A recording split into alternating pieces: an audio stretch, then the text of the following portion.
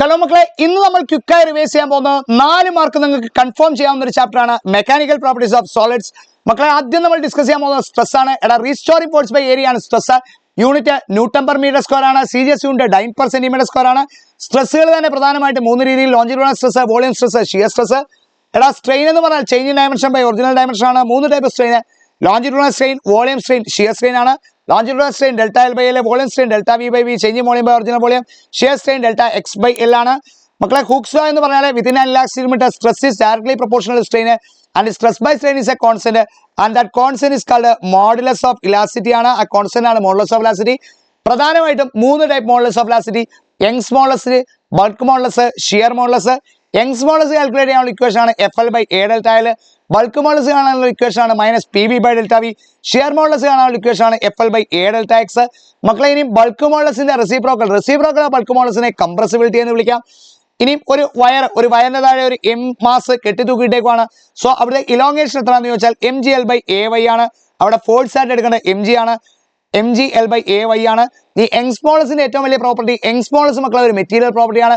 അതേപോലെ യങ്സ് മോഡുലസും ഷിയർ മോഡുലസും ആപ്ലിക്കബിൾ ഓൺലി ഫോർ സോളിഡ്സ് ആണ്. ഇനിയും സോളിഡ്സിനും ലിക്വിഡ്സിനും ഗ്യാസിനും 3 പേർക്കും പോസിബിൾ ആവുന്ന modulus of elasticity bulk modulus ആണ്.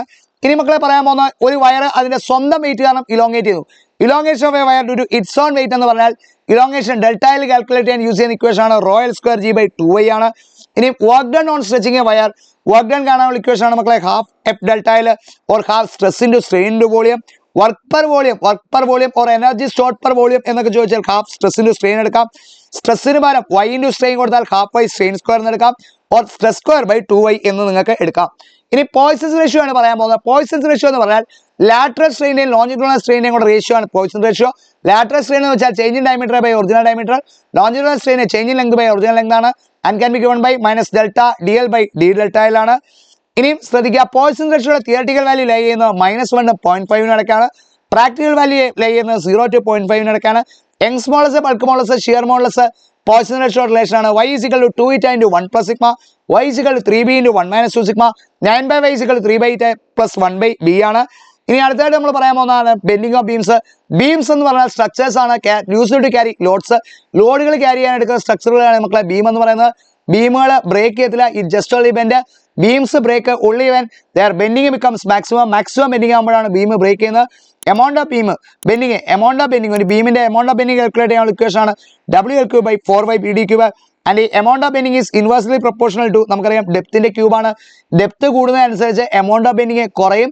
സോ എമൗണ്ട് ഓഫ് ബെൻഡിങ് പരമാവധി കുറയും. സോ അതുകൊണ്ടാണ് ഈ പാലങ്ങളുടെയൊക്കെ താഴെ ഐ ഷേപ്ഡ് ബീമുകളൊക്കെ യൂസ് ചെയ്യുന്നത്, കാരണം ഡെപ്ത് കൂടുതലാണ്. സോ ഇത്രയും കാര്യങ്ങൾ നിങ്ങൾ കൃത്യമായിട്ട് നോക്കിയിട്ട് പോവാം. ഇത്രയും നിങ്ങൾ നോക്കിയിട്ട് പോയാൽ ഉറപ്പായിട്ടും സോൾവ് ചെയ്യുന്ന വരുന്ന ഇക്വേഷൻ ബേസ്ഡ് ആയിട്ടുള്ള ക്വസ്റ്റ്യൻ നിങ്ങൾക്ക് ഈസി ആയിട്ട് സോൾവ് ചെയ്യാൻ പറ്റും. All the best.